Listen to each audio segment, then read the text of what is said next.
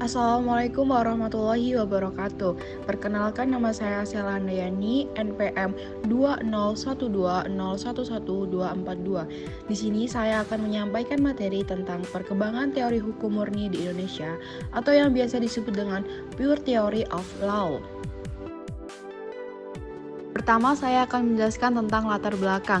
Ada beberapa aliran dalam perkembangan teori hukum dan masing-masing memiliki cara pandang yang berbeda. Namun, pada kesempatan ini saya selaku penulis akan menguraikan tentang teori hukum murni yang dikembangkan oleh Hans Kelsen. Ide mengenai teori hukum murni atau yang disebut dengan The Pure Theory of Law diperkenalkan oleh seorang filsuf dan ahli hukum terkemuka dari Austria, yaitu Hans Kelsen pada tahun 1881 sampai 1973. Kelsen lahir di Praha pada tanggal 11 Oktober 1881. Keluarganya yang merupakan kelas menengah Yahudi pindah ke Vienna. Pada tahun 1906, Kelsen mendapatkan gelar doktornya pada bidang hukum. Kelsen memulai karirnya sebagai seorang teoritisi hukum pada awal abad ke-20.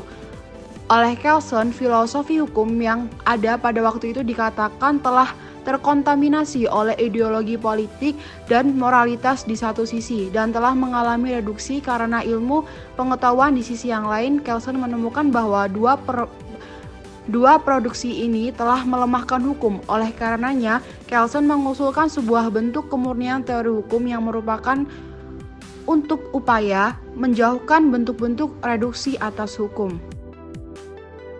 Berdasarkan latar belakang tersebut, maka rumusan masalah yang muncul adalah yang pertama, bagaimanakah perkembangan pemikiran teori hukum murni, dan yang kedua adalah bagaimanakah perkembangan teori murni di Indonesia.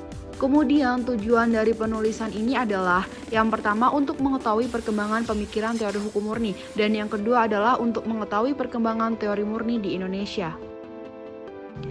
Kajian teori yang pertama ada norma dasar. Menurut Kelsen, hukum adalah sebuah sistem norma. Norma adalah pernyataan yang menekankan aspek seharusnya atau das solem, dengan menyertakan beberapa peraturan tentang apa yang harus dilakukan. Norma-norma adalah produk dari aksi manusia yang deliberatif. Kemudian ada nilai norma hukum. Nilai normatif hukum bisa diperbandingkan perbedaannya dengan nilai normatif agama. Normatif agama sebagaimana norma moralitas tidak tergantung kepada kepatuhan aktual dari para pengikutnya. Tidak ada sanksi yang benar-benar langsung sebagaimana norma hukum. Kemudian ada pandangan dan keyakinan. Teori hukum tidak bisa dilepaskan dari lingkungan zamannya, sekalipun ia berkeinginan untuk mengatakan suatu pikiran universal. Dengan demikian, kita baiknya bersikap untuk selalu tidak melepaskan teori-teori tersebut dari konteks waktu pemunculannya. Pembahasan yang pertama mengenai perkembangan pemikiran dan konsepsi. Dasar pokok teori Kelsen adalah sebagai berikut. Yang pertama, tujuan teori tentang hukum adalah untuk mengurangi kekalutan dan meningkatkan kesatuan atau disebut dengan unity. Kemudian yang kedua adalah teori hukum adalah ilmu, bukan kehendak, keinginan. Ia adalah pengetahuan tentang hukum yang ada, bukan tentang hukum yang seharusnya ada. Kemudian yang ketiga adalah ilmu hukum adalah normatif, bukan ilmu alam. Yang keempat, sebagai suatu teori tentang norma-norma, teori hukum tidak berurusan dengan persoalan efektivitas norma-norma hukum. Yang kelima, suatu teori tentang hukum adalah formal, suatu teori tentang cara pengaturan dari isi yang berubah-ubah menurut jalan atau pola yang spesifik. Kemudian yang terakhir adalah hubungan antara teori hukum dengan suatu sistem hukum positif tertentu seperti antara hukum yang mungkin dan hukum yang ada. Pembahasan yang kedua mengenai perkembangan teori hukum murni di Indonesia. Dengan masuknya kekuasaan Eropa ke Indonesia, masuk pula perkembangan pemikiran yang terjadi di Eropa, terutama ketika orang-orang Indonesia diberi kesempatan untuk belajar atau menempuh pendidikan di Eropa. Mahasiswa Indonesia yang kemudian membentuk Perhimpunan Indonesia atau yang disebut dengan Indesverening berkenalan dengan elemen-elemen ideologi Aufklärung sebagai suatu ideologi sekuler yang terkait erat dengan perkembangan rasionalisme, empirisme, idealisme, dan positivisme. Pembahasan yang ketiga mengenai paradigma hukum sosiologis. Jika ajaran Stuffenbau-Terry dengan ciri formal legalistik diterapkan secara konsisten di Indonesia, maka keberadaan negara Republik Indonesia dipertanyakan.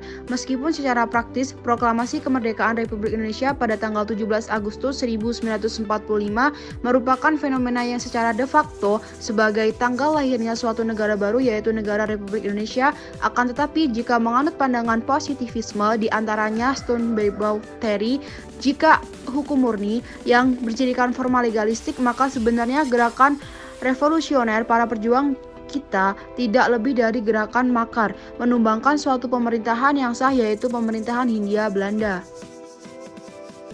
Kesimpulannya adalah Hans Kelsen meninggal dunia pada tanggal 19 April 1973 di Berkeley.